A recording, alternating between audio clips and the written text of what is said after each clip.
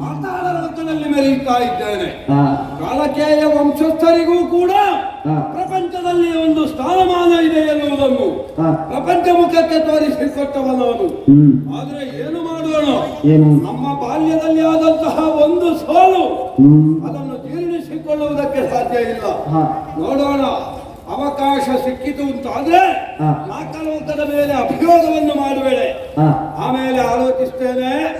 ಯಾರು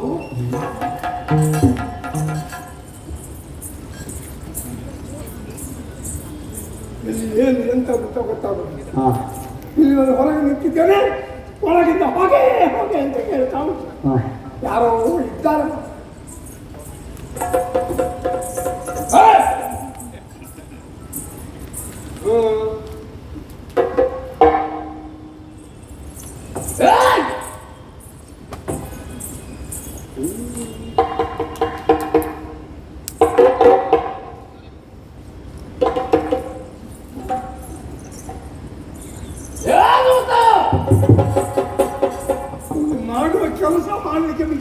ಮಾಡುವ ಕೆಲಸವನ್ನು ಮಾಡು, ಆದರೆ ಮಾಡುವ ಕೆಲಸವನ್ನು ಆಡಿ ಮಾಡು.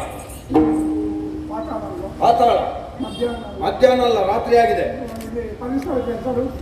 ಮಧುವನ ಇಲ್ಲಿ ಅಧಿಕಾರಿ ಉದ್ದಿನ ಬೇಳೆ ಅಲ್ಲ, ಕಡ್ಲೆ ಬೇಳೆ.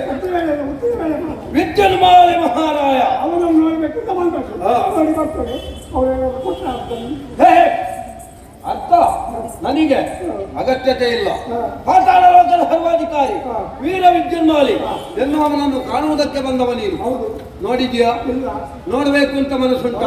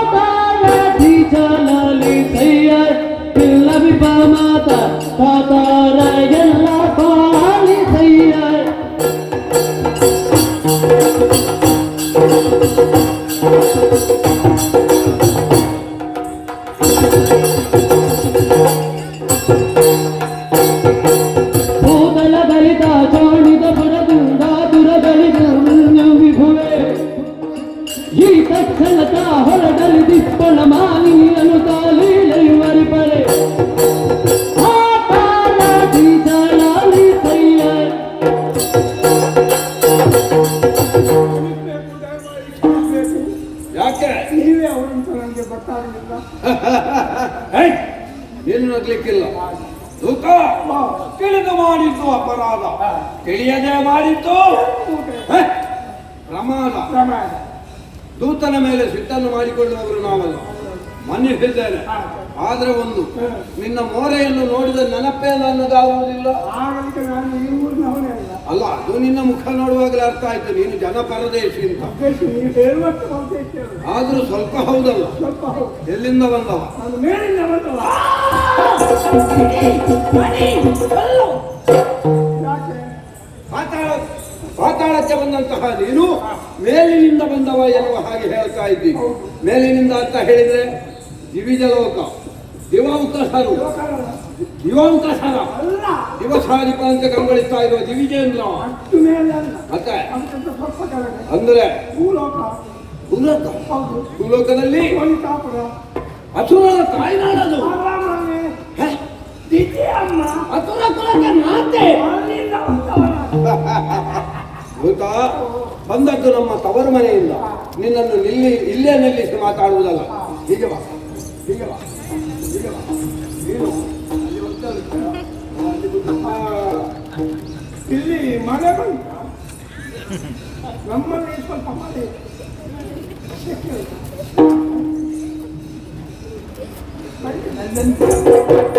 ಕಾಲಲ್ಲಿ ಮೆಟ್ಟಿದ್ರೆ ರಸ ತಲೆ ತಿಳಿಬೇಕು. ಎಂತದ್ದು ಮಳೆ ಬಂತ. ಮಳೆ ಬಂದಿಲ್ಲಿ ಏನಕ್ಕೇನಾಗಿದೆ, ಮಳೆ ಬಂತ ಅಂತ ಕೇಳ್ತಾ ಇದ್ದ. ಕಾರ್ಯಕ್ರಮ ಹಾಳಾಗುದಲ್ವೇನೋ ಮಳೆ ಬಂದ್ರೆ. ಹೌದು.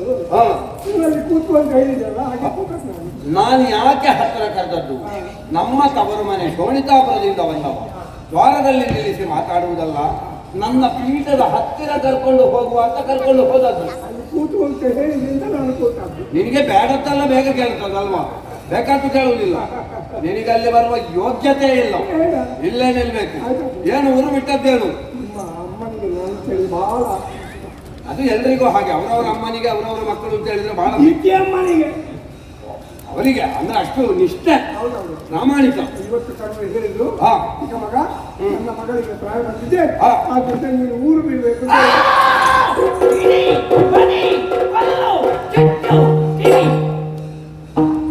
ನಿಮ್ಮ ರಕ್ತದೊತ್ತದ ಮಾತ್ರ ಮುಗಿದಿಲ್ಲ. ನನ್ನನ್ನು ನೋಡುವಾಗ ಆ ಒತ್ತಡ ಇದ್ದವರ ಹಾಗೆ ಕಾಣ್ತೇನೆ. ಆವಾಗ ಅವರ ಇಡೀ ಕಡಿ ಬಡಿ ಕೊಂಡು ಹೇಳ್ತಾ ಇದ್ದೀರಿ. ದಿತಿದೇವಿಯವರ ಬಳಿ ನೀ ಬಹಳ ಪ್ರಾಮಾಣಿಕರಾಗಿ ಬದುಕಿದವ. ಆದ್ರೆ ದಿತಿದೇವಿಯವರು ಹೇಳಿದ ಮಾತೇನು, ನನ್ನ ಮಗಳಿಗೆ ಪ್ರಾಯ ಬಂದಿದೆ, ನೀನು ಊರು ಬಿಡಬೇಕು ಅಂತ. ಅವರ ಮಗಳಿಗೆ ಪ್ರಾಯ ಬರುವುದಕ್ಕೂ ನೀನು ಊರು ಬಿಡುವುದಕ್ಕೂ ಏನೋ ಸಂಬಂಧ ಕೆಟ್ಟವನೇ ಏನು ಬೇಡದು ಮಾಡಿದ್ದೆ ಹೇಳು. ಅದೆಲ್ಲ ಯೋಚನೆ ಮಾಡಬೇಡಿ. ಮತ್ತೆ ನನ್ನ ಮಗಳಿಗೆ ಪ್ರಾಯ ಬಂದಿದೆ, ಹಾ. ಮದುವೆ ಮಾಡುವ ಯೋಚನೆ ಉಂಟು. ಹಾ. ಮೊದಲ ವಿಚಾರವಾಗಿ ಊರು ಬಿಡಬೇಕು.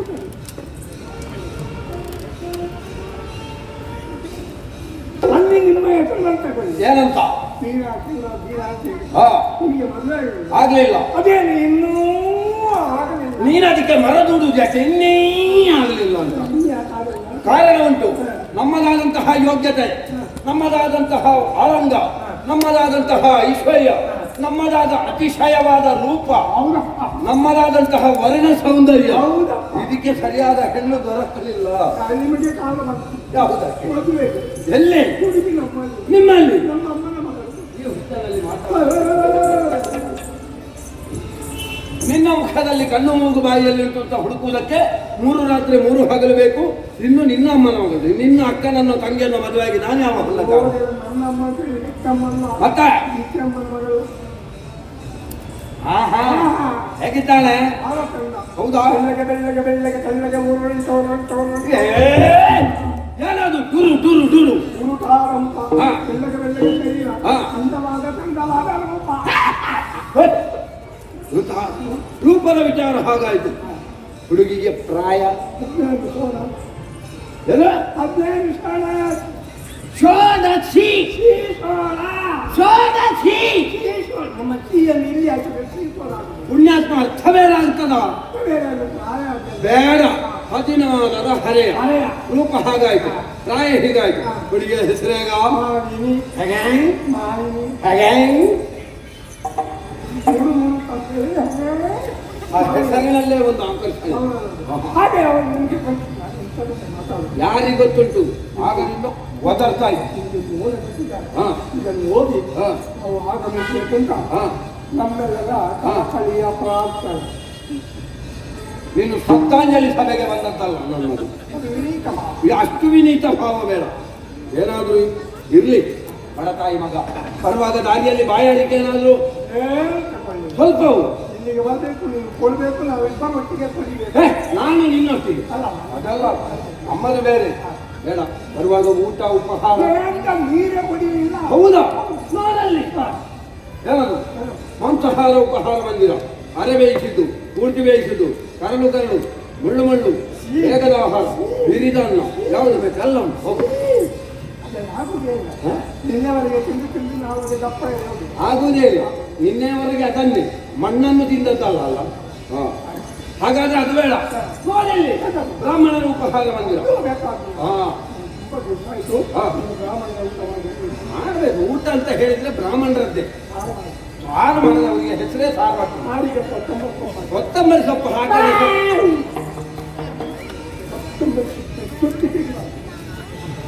ಸ್ವಾಮಿ, ಮತ್ತೆ ಸಾರಿಗೆ ಕೊತ್ತಂಬರಿ ಸೊಪ್ಪು ಹಾಕಬೇಡಿ. ಅವ ಹೋಗುವಾಗ 4 ಕಟ್ಟು ಅವನ ಕೈಯಲ್ಲಿ ಕೊಡಿ. ಅದು ಆರೋಗ್ಯಕ್ಕೆ ಒಳ್ಳೆಯದು. ಅವರು ಹಾಕಲಿ. ನಾವು ಕೊತ್ತಂಬರಿ ಸೊಪ್ಪಿನಲ್ಲಿ ಯಾಕೆ ಜಗಳ ಮಾಡುವುದು ಅಲ್ವಾ? ನಮಗೆ ಬೇರೆ ಇದ್ರೆ ಬದಿಗೆ ಸರಿ ಅಷ್ಟೇ. ನಿನಗೆ ದಾರಿ ಕಟ್ತೀವಿ. ಇನ್ನು ನನಗೆ ಬೇಡವೇ ಬೇಡ. ಅವರ ಕೈಯಿಂದ ಸಾಲ ತಗೊಂಡು ನನಗೆ ಕೊಡುತ್ತೇನೆ. ಸಾಲ? ನಾನು ಸಾಲ ಮಾಡಲಿಲ್ಲ. ನಮಗ ಅಭ್ಯಾಸವೇ ಇಲ್ಲ. ಅವ್ರು ಯಾರು? ಅವರು ಭಂಡಾರಿಗಳು. ನಮ್ಮ ಭಂಡಾಗಾರದ ಅಧಿಕಾರಿಗಳು. ಲೆಕ್ಕಾಚಾರ ಎಲ್ಲ ಅವರದ್ದು, ಖರ್ಚು ವೆಚ್ಚ ಮಾತ್ರ ನಮ್ಮದು. ಹಾಗಾಗಿ ನಾವು ತಿಪ್ಪೆಗೆ ಎಸೆದ್ರು ತಪ್ಪದೇ ಲೆಕ್ಕ ಇಡುವವರು. ಇದು ಹೀಗೆ ಈಗ ಪಾತಾಳಕ್ಕೆ ಬಂದಿದೆ. ಇದು ಹೀಗೆ, ಇದು ಸುಮ್ಮನೆ ಹೀಗೆ ಆಯ್ತಾ? ಮತ್ತೆ ಕಾರ್ಯಕ್ರಮ ಎಲ್ಲ ಆಗುವಾಗ ಅಲ್ಲಿ ಕೊಡು ಆಯ್ತಾ? ಹೌದು ಹೌದು ಹೌದು ಹೌದು.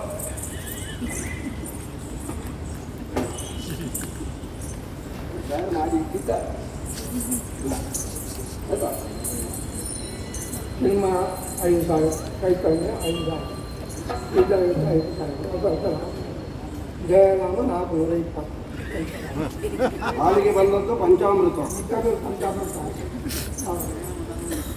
ಪಂಚಾಮೃತದವರಿಗೆ ಅನ್ನಪ್ರಾಯದವರಿಗೆ ಆದ್ರೂ ಅಷ್ಟಾದ ಅದನ್ನು ತೋರಿಸು.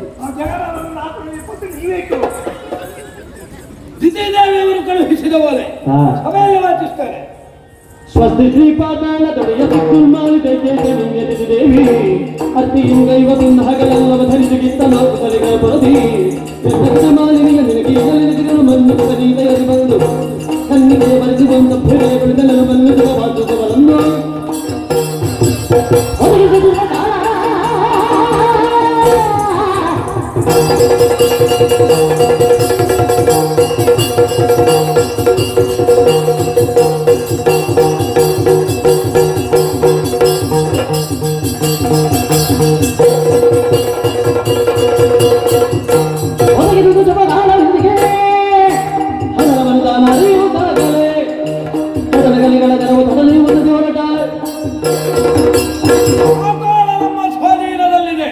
ದ್ವಿತೀಯದೇವಿಯವರ ಮಗಳನ್ನು ಬರೆಸಿದರೆ ಭೂಲೋಕವು ನಮ್ಮ ಸ್ವಾಧೀನವಾಗುತ್ತದೆ.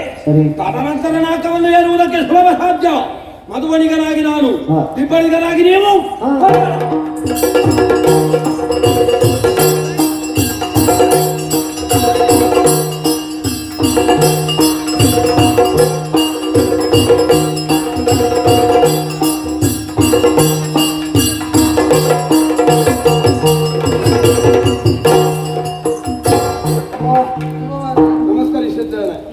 ಕಳುಹಿಸಿದ ಓಲೆಗೆ ಮಾನ್ಯತೆಯನ್ನು ಕೊಟ್ಟು ಮಧುವಣಿಗನಾಗಿ ಬಂದಿದ್ದೇನೆ. ಆಗ್ಲಿ, ಅವರವರ ಯೋಗ್ಯತೆಗೆ ತಕ್ಕದಾದಂತಹ ಆಸನ ಅಲ್ಲಿ ಇದೆ.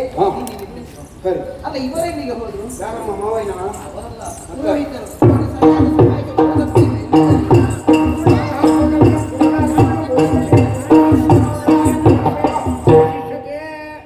ನಿಮ್ಮ ಅವಶ್ಯಕತೆ ಇದೆ ಏನು ಸ್ವಾಮಿ. ಅವಸರ ಅವಸರದಲ್ಲಿ ಬರುವುದಕ್ಕೆ ಹೇಳುವುದಕ್ಕೆ ಕಾರಣ ಇದೆ. ಹೌದು, ಎಲ್ಲ ನಾನು ಪೂರೈಸಿಕೊಂಡು ಬಂದು ಇವತ್ತೊಂದು ಪಿಂಡ ಪ್ರದಾನ ಕಾರ್ಯಕ್ರಮ ಇತ್ತು. ಅದನ್ನು ಪೂರೈಸಿಕೊಂಡು ಮಳೆ ಬರ್ಲಿಕ್ಕೆ ಪ್ರಾರಂಭ ಆಯಿತು. ಅರ್ಧದಲ್ಲೇ ಪಿಂಡವನ್ನು ಬಿಟ್ಟು ಇನ್ನು ಮನೆಗೆ ಬಂದು ಸ್ನಾನ ಮಾಡಿಕೊಂಡು ಬರುವಂತ ಹೆಂಡತಿಯನ್ನು ಕರೆದು ಒಂದು ಕೊಡಪರ ನೀರು ತಗೊಂಬ ಅಂತ ಹೇಳಿದಾಗ ಅವರ ಕಣ್ಣು ಓರೆ ಕಣ್ಣಿನವಳು. ಹಳೆಯದು ಮರದ ದಂಡೆ ಇತ್ತು, ಅದ್ರ ಮೇಲೆ ಕಾಲಿಟ್ಟು ಜಾರಿ ಬಿದ್ದು ಅವಳು ಬಾವಿ ಬಿದ್ದು ಆಮೇಲೆ ಅವಳನ್ನು ಎತ್ತಿ ಸ್ನಾನ ಮಾಡಿ ಬರೋದು ಇಷ್ಟು ತಡ ಆಯಿತು. ನಿಮ್ಮ ಮುಖದಲ್ಲಿ ಒಂದು ಮದುವೆ ಆಗ್ಬೇಕು. ನನ್ನ ಮುಖದಲ್ಲಿ ಮದುವೆ ಆಗುವಾಗ ಚಪ್ಪರ ಹಾಕುದು ಇಲ್ಲಿ, ಆಮೇಲೆ ಬಂದವರಿಗೆ ಅಡುಗೆ ವ್ಯವಸ್ಥೆಯಲ್ಲಿ ಮಾಡ್ಲಿಕ್ಕೆ ಬಾಯಿಗೆ ಅಂಡೆ ಇಡುದ, ಮೂಗಿನೊಟ್ಟಿಗೆ ಕಟ್ಟಿಗೆ ಇಡುದ, ಆಮೇಲೆ ಊಟ ಮಾಡುವ ಎಣ್ಣೆಯಲ್ಲಿ ಕಿವಿ ಒಟ್ಟಿಗೆ ಹಾಕುದ, ಎಲ್ಲ ವ್ಯವಸ್ಥೆ ಮಾಡುವುದು. ಊಟ ಮಾಡಿದಾದ್ಮೇಲೆ ಕೈ ತೊಳೆಯುವ ವ್ಯವಸ್ಥೆ ಮಾಡುದು. ಎಲ್ಲಿ ಎಲ್ಲದಕ್ಕೂ ಜಾಗ ಉಂಟು ಅಂತಂದ್ರೆ ಅದಕ್ಕೂ ಒಂದು ಜಾಗ ಇರ್ಬೋದು. ಈಗ ಮದುವೆ ನನ್ನ ಮಗಳಿಗೆ ಮದುವೆ. ಮೊನ್ನೆ ಹುಟ್ಟುವಾಗ ಇಷ್ಟೇ ದೊಡ್ಡದಿಲ್ಲ ಅವಳು. ಈಗ ಹೆಣ್ಣು ಮಕ್ಕಳ ಬೆಳವಣಿಗೆ ಅಂದ್ರೆ ಹೇಗೆ? ಹಾ. ಬಾಳೆ ಬೆಳೆದ ಹಾಗೆ. ಹೆಣ್ಣು ಮಕ್ಕಳ ಬೆಳವಣಿಗೆ ಅಂತೇಳಿ ಬಾಳೆ ಗಿಡದ ಹಾಗೆ ಒಂದು ಗೊನೆ ಹಾಕ್ತಾ ಮತ್ತೆ ಕರೆದು ಬಿಸಿ ಹಾಕುದು. ಯಾವುದನ್ನು? ಬಾಳೆ ಗಿಡವರು. ಬಾಳೆಯ ಬಾಳು ಬಾಳೆಯ ಹಾಗೆ ಅಂತ ಹೇಳಿದ್ದಾರೆ. ಈಗ ಹುಡುಗ ಯಾರು, ಎಲ್ಲಿಯವ, ಅವರ ಕುಲ ಗೋತ್ರ ಸಂಪನ್ನ ಇತ್ಯಾದಿಗಳು ಹೇಗೆ ಎಲ್ಲವನ್ನು ನೋಡಿಕೊಂಡಿದ್ದೇನೆ. ಹಾ. ದಿಬ್ಬಣ ಎಲ್ಲ ಬಂದಾಗಿದೆ. ಹೌದಾ? ಸ್ವಲ್ಪ ತಿರುಗಿ ನೋಡಿ ನೀವು. ಅಪ್ಪ ಬರಲ್ಲ. ಅರ್ಧ ತಿರುಗಿ ನೋಡಿ. ಎಡಕ್ಕ ಬಲಕ ಯಾವ ಬದಿ? ಗಂಡು ಗಂಡೆ ಕಲ್ಲು ತುಂಡೆ, ಎರಡು ಮಾತಿಲ್ಲ. ಈ ಹುಡುಗ ಸ್ವಲ್ಪ ದುರಹಂಕಾರಿ ಅಂತ ಒಂದು ಚೆನ್ನಾಗಿ ಒಂದು ಪುರೋಹಿತರು ಬರುವಾಗ ಎದ್ದು ನಿಂತು ನಮಸ್ಕಾರ ಕೊಡ್ಬೇಕೆನ್ನೋದು ಸಾಮ. ಯಾರು? ವರ.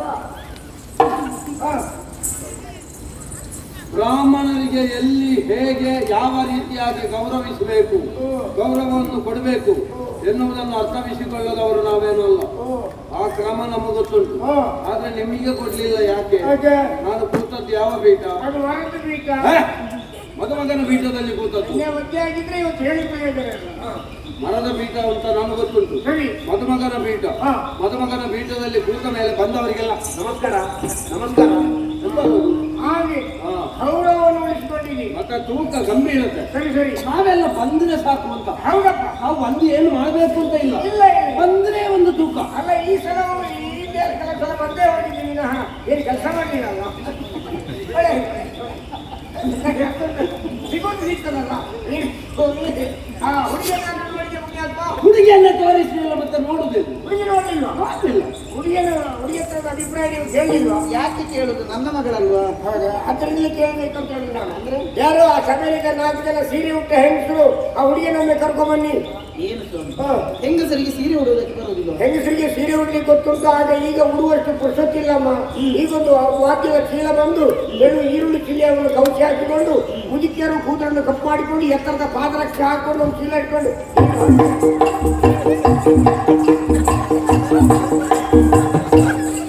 ಹುಡುಗಿಯರು ಯಾರು ಮುದುಕಿಯಾರು ಈಗ ಗೊತ್ತಾಗೋದಿಲ್ಲ. ಅದು ಗೊತ್ತಾಗ್ತದೆ ಹೇಗೆ ನಿಮಗೆ? ಅದು ಮೊನ್ನೆ ಅವನ ಅವಸ್ಥೆ ಹೇಳಿದ್ರೆ ಇಲ್ಲ. ಒಂದು ಹುಡುಗಿ ಅಂತೇಳಿ ಹಿಂದೆ ಹೋದ. ತುಂಬಾ ದೂರ ಹೋದಾಗ ಹೆಂಗಸಿಗೆ ಅನುಮಾನ ಬಂತು, ನನ್ನನ್ನು ಯಾರು ಹಿಂಬಾಲಿಸ್ತಿದ್ದಾರೆ ಅಂತೇಳಿ. ತಕ್ಷಣ ತಿರುಗಿ ನೋಡಿ ಮನೆಯಲ್ಲಿ ನಿನಗೆ ಅಮ್ಮ ಇಲ್ವಾ ಅಂತ ಹೇಳುವಾಗಲೇ ಅದು ಮುದುಕಿ ಅಂತ ಗೊತ್ತಾಗೋದು. ನೀವು ಎಲ್ಲಿದ್ದೀರಿ? ನನಗೆ ಅವನು ಸುದ್ದಿ ಮುಟ್ಟಿಸಿದಾಗ ಹೀಗೆ ಅಂತೇಳಿ. ಅಂದ್ರೆ ನಾನು ಹಿಂದೆ ಹೋಗ್ತಿದ್ದೆ ಮಾಡ್ತಾವ ಇಲ್ಲ ದಿನಗಂಟು ಸೀಕ್ರಿಯಲ್ಲಿ ದಿನಗಂಟಿಲ್ಲ.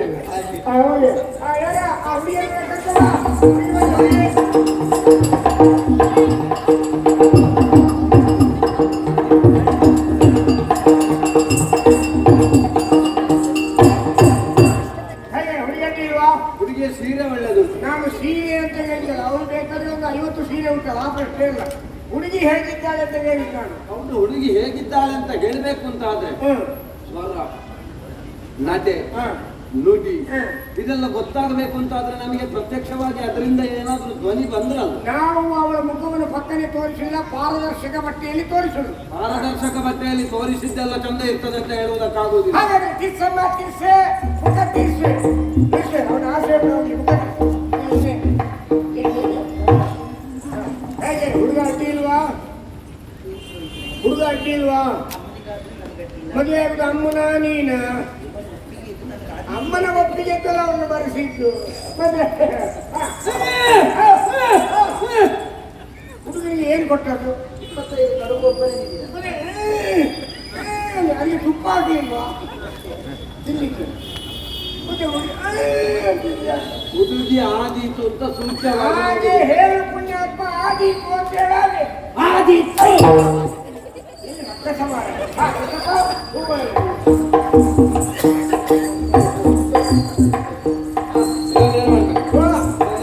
ಇದನ್ನು ನನ್ನ ಮೈ ಮೇಲೆ ಬಿಳಿ ಬಟ್ಟೆ ಹಾಕಿ ಆಮೇಲೆ ಹೂಮಾಲೆನ ಹಾಕು.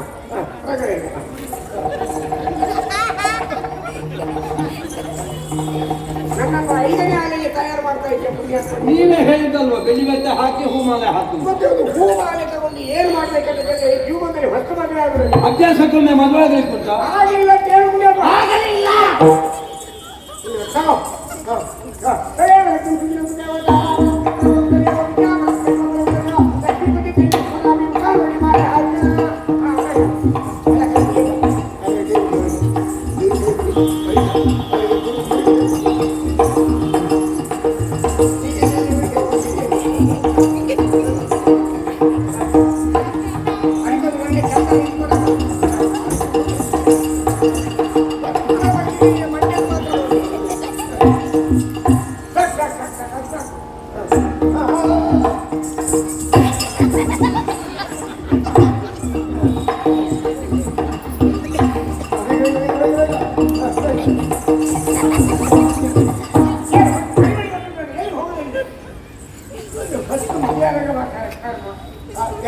ಆ ಸಭೆಯಲ್ಲಿದ್ದ 4 ಜನ ಸೀರೆ ಉಟ್ಟ ಹೆಂಗಸರು ಎದ್ದು ಬಂದು ಈ ಕರಿಮಣಿಯನ್ನು ಮುಟ್ಟಿ ನೋಡ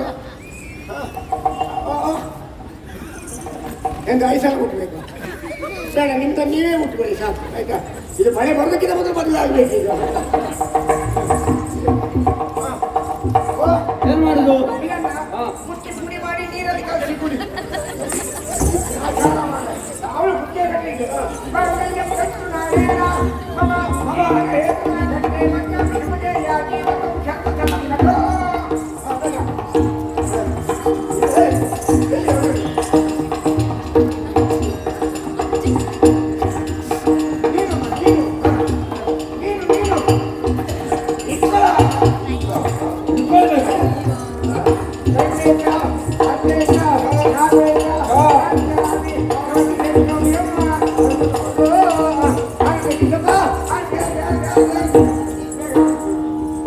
ಆರತಿ ಬೆಳಗಿದರು ಮಂಗಳದ ಆರತಿ ಬೆಳಗಿದರು ಸ್ವಾಮಿನಿಗಳಿಗೆ ಸೋಮ ಸುಂದರಗೆ ಆರತಿ ಬೆಳಗಿದರು ಆರತಿ ಬೆಳಗಿದರು ಮಂಗಳದ ಆರತಿ ಬೆಳಗಿದರು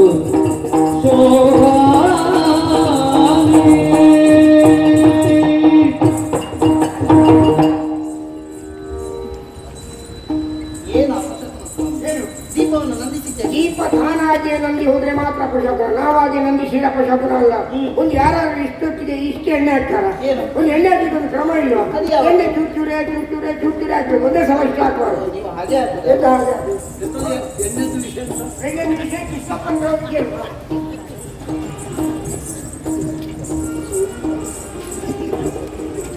ನೀವಿಷ್ಟು ತಡಾಗಿ ಊದುದ ಈಗ ಬರಬರ ಅಂದ್ರೆ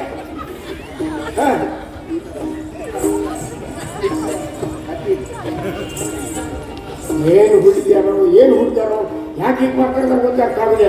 ಏನು ಮದುವೆ ಆಗಿ ಕುಡಿಸೋದಿಲ್ಲ.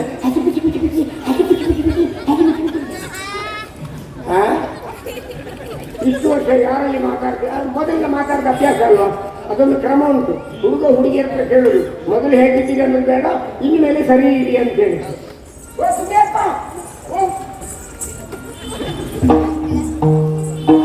ಆಮೇಲೆ ಮಾತಾಡಿ. ನನ್ನ ಹೆಂಡತಿಯಲ್ಲಿ ಹಿಂಗೆ ಅಂತಂದ್ರೆ ಮನೆಯಲ್ಲಿ ಮಾತಾಡಿ, ಸಾರ್ವಜನಿಕವಾಗಿ ಅಲ್ಲ. ಅದು ಕ್ರಮ ಇಲ್ವಾ? ಸ್ವಾಮಿ ಯಾರದೋ ಒಂದು ಗಣ್ಯ ವ್ಯಕ್ತಿಗಳ ಬಗ್ಗೆ ಮಾತನಾಡ್ತಾ ಇದ್ದೀನಿ.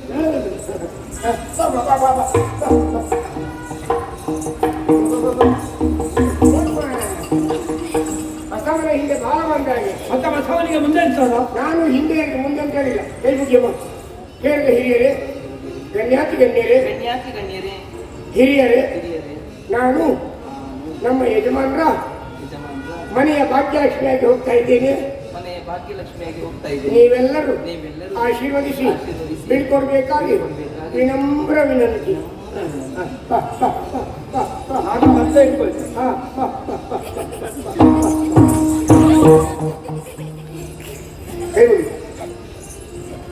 ಸರಿ, ನೀವು ನೋಡುವುದು, ನೀವು ಮುಖ ನೋಡೋಣ.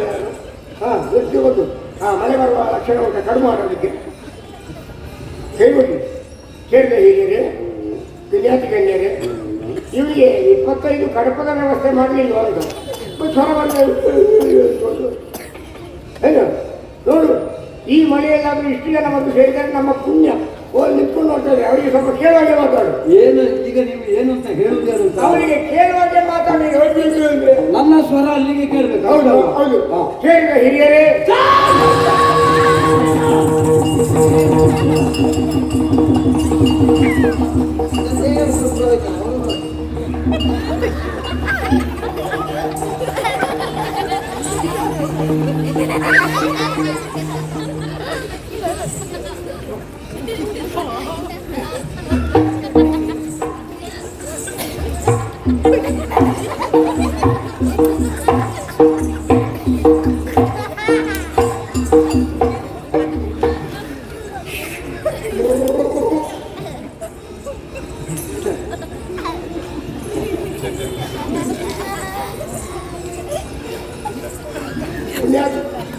ಆ ರೀತಿ ಗೊತ್ತಿರೋದು ಹೇಗೆ ಪುಣ್ಯಾತ್ಮ.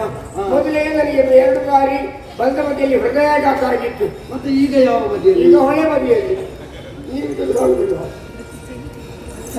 ಸಾಧಾರಣ ಸೇರಿದ ಹಿರಿಯರೇ, ಸೇರಿದ ಹಿರಿಯರೇ, ಗಣ್ಯಾತಿ ಗಣ್ಯರೇ, ಗಣ್ಯ ಅತಿ ಗಣ್ಯರೇ, ಸಹೋದರಿಯರೇ ಮತ್ತು ಸಹೋದರರೇ, ಬೇಕಾದ ಬೇಕು ಅಗತ್ಯ ಬೇಕು. ಆ ವಿಷಯದಲ್ಲಿ ನಿಮಗೆ ಅಗತ್ಯ ಬೇಕು. ಸಹೋದರರೇ ಮತ್ತು ಸಹೋದರಿಯರೇ, ಇವತ್ತು ಮದುವೆ ಆಗ ಇವತ್ತು ಮದುವೆ ನನ್ನ ಹೆಂಡತಿಯನ್ನೇ ಪುರೋಹಿತರ ಹೆಂಡತಿಯನ್ನು ಜೀವನದಲ್ಲಿ ನಾನು ತುಂಬಾ ಸೋತಿದ್ದೆ. ನನಗೆ ಬೇರೆ ಗತಿ ಇಲ್ಲ. ಕರ್ಕೊಂಡು ಹೋಗುದಾದ್ರೆ ಹೋಗಿ, ಇನ್ನಾದ್ರೂ ಕೊನೆಗಾದ್ರೆ ನೆಮ್ಮದಿಯಿಂದ ಬದುಕ್ತೇನೆ. ನಾನು ಕರ್ಕೊಂಡು ನೀವು ಹೇಳಿಕೊಟ್ಟದ್ದನ್ನು ಹೇಳ್ತಾ ಇದ್ದೇನೆ. ಪುರೋಹಿತರ ಹೆಂಡತಿ ಅಲ್ಲ, ನಿನ್ನ ಹೆಂಡತಿಯನ್ನು. ನನ್ನ ಹೆಂಡತಿ. ಎಷ್ಟು ವರ್ಷ ಕಾಯ್ತಾ ಇದ್ದೇನೆ ನಾನು ಯಾರು ಕರ್ಕೊಂಡು ಹೋಗ್ತಾರೆ ಅಂತ ಹೇಳಿ. ಕರ್ಕೊಂಡು ನನ್ನ ಮನೆಗೆ ಹೋಗ್ತಾ ಇದ್ದೇನೆ. ಮತ್ತೆ ಬೇರೆ ಎಲ್ಲಿಗೆ ಹೋಗ್ಲಿಕ್ಕೆ ನೀನು ಹೋದ್ರು ಹೋಗಿ ಮಾರ, 1 ವಾರ ಅಲ್ಲಿ ನಿಂತೀನಿ. ನಿಲ್ಲೋದಿಲ್ಲ. ಒಪ್ಪಿಕೊಂಡ ಕಾರ್ಯಕ್ರಮ ಕರ್ಕೊಂಡು ಹೋಗ್ತಾ ಇದ್ದೇನೆ. ಹೋಗ್ತಾ ಇದ್ದೇನೆ. ನೀವೆಲ್ಲರೂ ಆಶೀರ್ವದಿಸಿ ಬೀಳ್ಕೊಡ್ಬೇಕಾಗಿ ವಿನಮ್ರ ವಿನಂತಿ. ಈ ಸೌಜನ್ಯ ಬೇಕು. ಯಾವಾಗ ಬರೋದಲ್ಲ ರಾಮನೋತ್ತಮರೇ, ದಯವಿಟ್ಟು ಬೇಸರಿಸಬಾರದು. ಮಾತಿದವರಿಗೆ ಬೇಗ ಕೊಟ್ಬಿಡಿಸುವ. ಮದುವೆಯ ಮಂಟಪವನ್ನು ನಾನು ಸೇರಿದ ಕ್ಷಣದಲ್ಲಿ ನಿಮ್ಮ ಮೋರೆಯನ್ನು ಕಂಡೆ. ತಾವು ಸ್ವಲ್ಪ ವಿನೋದ ಪ್ರವೃತ್ತಿಯವರು ಅಂತ ತಮ್ಮ ಮೋರೆಯನ್ನು ನೋಡುವಾಗ ನನಗೆ ಅರ್ಥ ಆಯಿತು. ಆ ಕಾರಣದಿಂದ ತಮ್ಮಲ್ಲಿ ಸ್ವಲ್ಪ ವಿನೋದವಾಗಿ ಲಘುವಾಗಿ ಮಾತಾಡಿದ್ದೇನೆ ಹೊರತು ಬ್ರಾಹ್ಮಣರ ಬಗ್ಗೆ ಗೌರವ ಭಾವನೆ ಇಲ್ಲ ಅಂತ ಯಾವಾಗ. ಬದುಕಿನಲ್ಲಿ ವಿನೋದ ಬೇಕೇ ಬೇಕು. ಮತ್ತೆ ಗಂಟು ಮೋರೆ ಹಾಕಿದರೆ ಏನುಂಟು ನಂಟು ಅಷ್ಟೇ. ಒಂದು ಮಾತಿಲ್ವೇ? ಹೌದು. ನಗಾಡಿದರೆ ಈ ಪ್ರಪಂಚವೇ ನಮಗೆ ನಂಟಾಗಿರ್ತದೆ. ಆದ್ದರಿಂದ ಗಂಟು ಮೋರೆ ಸ್ವಲ್ಪ ನಗುತ್ತಾ ಇರಬೇಕು. ಮತ್ತೆ ಮದುವೆಯ ಮಂಟಪ ಅಥವಾ ಮೊದಲನೆಯ ಮದುವೆ ದಿವಸ ಅಂತ ಹೆಸರು ಹಾಗೆ ಅದು. ಎಲ್ಲ ಕೂಡು ಕುಟುಂಬವನ್ನು ಸೇರಿಕೊಂಡು ಸುಖ ಕಷ್ಟ ಮಾತಾಡಿಕೊಂಡು ವಿನೋದವಾಗಿ ಬೆಳಿಗ್ಗೆವರೆಗೆ ಕಾಲ ಕಳೆಯಿದೆ ಈ ಮದುವೆಯ ಸಮಾರಂಭ ಅಂತ ದಿವ್ಯ ಹೇಳಿದ್ದಾರೆ. ಮತ್ತೆ ಹಾಗಾಗಿ ಇಲ್ಲಿ ಬಂದು ಆಡುವುದಕ್ಕೆ ನಮ್ಮ ಕುಟುಂಬದಲ್ಲಿ ಬೇರೆ ಬೇಕಾದಷ್ಟು ಸಮಸ್ಯೆ ಇಲ್ವಾ? ಇಲ್ಲಿ ಬಂದು ಆಡಬೇಕಾದ ಅಗತ್ಯ ಉಂಟು. ಭೂಲೋಕದಲ್ಲಿ ಕಣ್ಣಿಗೆ ಕಾಣುವ ದೇವರು ಅಂತ ಇರುವುದು 2. ಒಂದು ದೇವಜ್ಞರಾದಂತಹ ಬ್ರಾಹ್ಮಣ, ಇನ್ನೊಂದು ಹರಿದಾಡುವಂತಹ ಸರಿಸೃಪಗಳು. ಹೌದಂತೆ. ಇದು 2ಕ್ಕೆ ಯಾರು ಗೌರವವನ್ನು ಸಲ್ಲಿಸುವುದಿಲ್ವೋ ಅವನು ಆ ದೋಷವನ್ನು ಹೊತ್ತುಕೊಳ್ತಾನೆ ಅಂತ. ಖಂಡಿತವಾಗಿ ಸ್ವಾಮಿ, ತಾವು ವೇದಜ್ಞರು ಅಂತ ಅರ್ಥ ಆಯಿತು. ನಾವು ಹೊಸಬಾಳ ಹೊಸ್ತಿಲಲ್ಲಿದ್ದೇವೆ. ಸರಿ, ನಮ್ಮನ್ನೊಂದು ಹರಸಿ ಹಾರೈಸಬೇಕು ಅಂತ ತಮ್ಮಲ್ಲಿ ಕಳಕಳಿಯೇ ಪ್ರಾರಂಭ. ಮಗೇ, ಅವತ್ತು ಏನೋ ನಾನು ಜೋರು ಮಾಡಿದೆ ಆಗ ಅಷ್ಟೊತ್ತು ಅಲ್ಲೇ. ಈಗ ನಾನು ಹೇಳ್ತಾ ಇದ್ದೀನಿ ನೋಡು, ತುಂಬಿದಂಥ ಸಭೆ, ವೇದ ಪಾರಂಗತರು, ಪಂಡಿತ ಸಾಧು ಸಂತರು, ವಿವಿಧ ವಿದ್ಯಾ ಕುಶಲ ಪರಿಣಿತ ಮತಿಗಳು, ತಜ್ಞರು, ನೃತ್ಯ ಸಂಗೀತಾದಿ ಕೋಯ್ದವರ ಶಿಖಾಮಣಿ ತಂಡವು, ಕಾವ್ಯ ಸಾಹಿತ್ಯದಲ್ಲಿ ನೆರೆವ ವರ ಕವೀಂದ್ರರು, ಗುರು ಹಿರಿಯರು, ಸಚಿವ ಸಾಮ್ರಾಟರು, ಮಹಾಮಂಡಲಿಕ ದೇವಿಕಾ ಸಭೆಯ ಮಧ್ಯದಲ್ಲಿ ವೀರ ಪುರುಷನ ಕೈ ಹಿಡಿದೆ. ಕೈ ಹಿಡಿದ ಶುಭ ಗಳಿಗೆಯಲ್ಲಿ ನಾನು ಹೇಳುವ ಮಾತುಗಳನ್ನು ಬದುಕಿನ ಉದ್ದಕ್ಕೂ ಸರಿಯಾಗಿ ನೆನಪಿಟ್ಟು ಮಗಳೇ. ಸತಿಗೆ ಪತಿಯೇ ಪರದೆಯು, ಪತಿಯ ಆಣತಿಯ ರಾಣಿಯಾಗು. ಸುಖ ದುಃಖಗಳೆಂದು ತಪ್ಪಿದ್ದಲ್ಲ. ಅದು ಎಷ್ಟೇ ದೊಡ್ಡ ಮನೆ ತಂದ ಹೆಣ್ಣಿಗಾದರೂ ದುಃಖ ಇದ್ದದ್ದೇ. ಸಂತೋಷದಿಂದ ನಿನ್ನ ಪತಿದೇವ ಕೊಟ್ಟದನ್ನು ಪಡೆದು ತಕ್ಕಳಾಗು. ಕಷ್ಟ ಬಂದಾಗ ಒಂದು ಮುಷ್ಟಿ ಅನ್ನವನ್ನು ನಿನ್ನ ಗಂಡನಿಗೆ ತೆಗೆದಿಟ್ಟು ಮಿಕ್ಕಿದ್ದನ್ನು ನೀನನ್ನು ತನ್ನ ನಿಜ ನಿವಾಸದಲ್ಲಿಯೂ ತನ್ನ ಕುಲಗೋತ್ರಗಳಲ್ಲಿಯೂ ಅದಕ್ಕಿಂತ ತನ್ನ ಪವಿತ್ರವಾದ ಹೃದಯದಲ್ಲಿ ಸ್ಥಾನಮಾನವನ್ನು ಕೊಟ್ಟು ನಿನ್ನ ಬದುಕನ್ನು ಕೃತಾರ್ಥನಾಗಿ ಮಾಡಿರುವ ನಿನ್ನ ಪತಿದೇವನ ಇಹ ಸುಖದ ಸಾಧನರಾಗಿ ಪರ ಸುಖಕ್ಕೆ ಕಾರಣವಾಗಿ ಸಹಧರ್ಮಿಣಿಯಾಗಿ ಲೋಕೋತ್ತರ ಮಗನನ್ನು ಪಡೆದು ಆದರ್ಶ ಮಾತೆಯಾಗಿ ಬದುಕಿದವರಿಗೆ ನೋಡಿದ್ರ ಸಭೆಯಲ್ಲಿ ಒಬ್ಬರ ಬಾಯಿ ಮತ್ತೊಬ್ಬರ ಕಿವಿಯಲ್ಲಿ ಉಂಟು. ಹೌದೌದು, ಅವರ ಕಿವಿಯಲ್ಲಿ ಜೇನುತುಪ್ಪ ಸುರಿತಾ ಉಂಟು. ಅದಕ್ಕೆ ಹಾಗಲ್ಲ, ಅವರು ಆಡುವಂತಹ ಮಾತು ಒಂದೇ, ಪುರೋಹಿತರಿಗೆ ಪಕ್ಷಪಾತ. ಅದು ಇನ್ನು ಅದೊಂದು ಬಾಕಿ ಉಂಟು ನನಗೆ, ಪಕ್ಷಪಾತ. ಹಾಗಲ್ಲ ಸ್ವಾಮಿ, ಭೇದ ಭಾವ. ಹೆಣ್ಣಿಗೆ ಆಶೀರ್ವಾದವನ್ನು ಮಾಡಿದ್ರು. ಸರಿ, ಗಂಡಾದ ನಾನು ನಿಮಗೆ ಏನು ಮಾಡಿದೆ?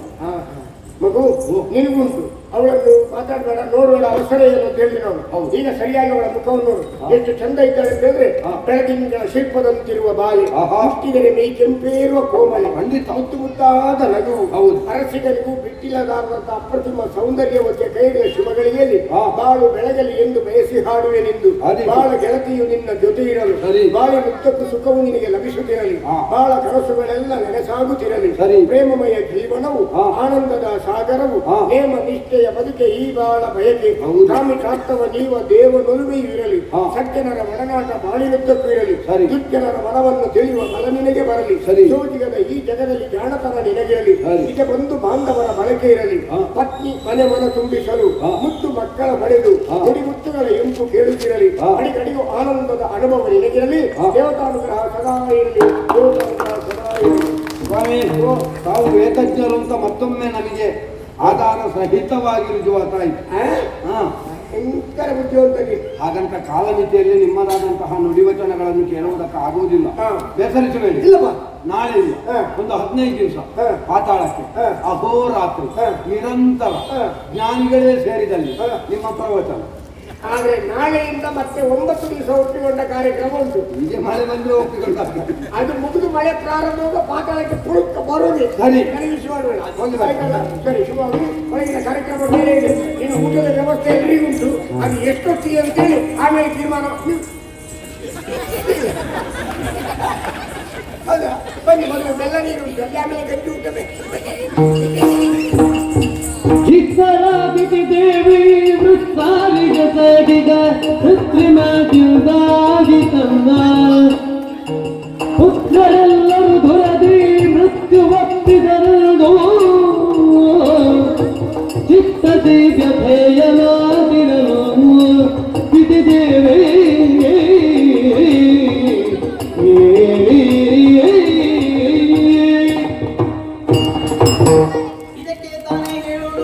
ನಾನೊಂದು ಬಗೆದರೆ ದೈವ ಮತ್ತೊಂದು ಬಗೆಯುವುದು ಎಂಬುದಾಗಿ ಸ್ವರ್ಗಲೋಕದ ಅಧಿಕಾರದ ಕನಸನ್ನು ಉನ್ನತ ನಾನು ಸ್ವರ್ಗಲೋಕದ ಅಧಿಕಾರವನ್ನು ಪಡೆಯಬೇಕು ಎನ್ನುವಂತ ಉದ್ದೇಶದಿಂದ ಅನೇಕ ಮಕ್ಕಳನ್ನು ಬೇಯಿಸಿದೆ. ಆದರೆ ಯಾರು ಕೂಡ ಹಿಂದಿರುಗಿ ಬರಲಿಲ್ಲ. ಇನ್ನು ಎಂತೂ ನಾನು ಸ್ವರ್ಗಲೋಕದ ಅಧಿಕಾರವನ್ನು ಪಡೆಯುವುದು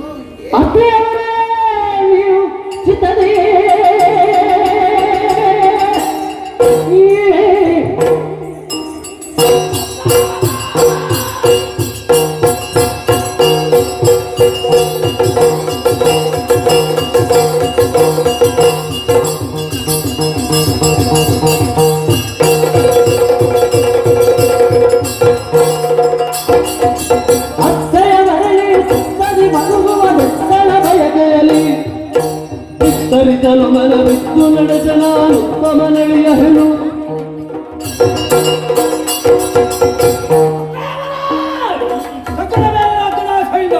ಲಕ್ಕೆಯನ್ನು ಹಾಕುವುದಕ್ಕೆ ಯಾರೂ ಇಲ್ಲ ಎನ್ನುವ ಹಾಗೆ ಭ್ರಮೆ. ಯೋಚಿಸಬೇಡಿ ಅಪ್ಪ, ಕೊನೆಯದು ರವಿಯಿಂದ.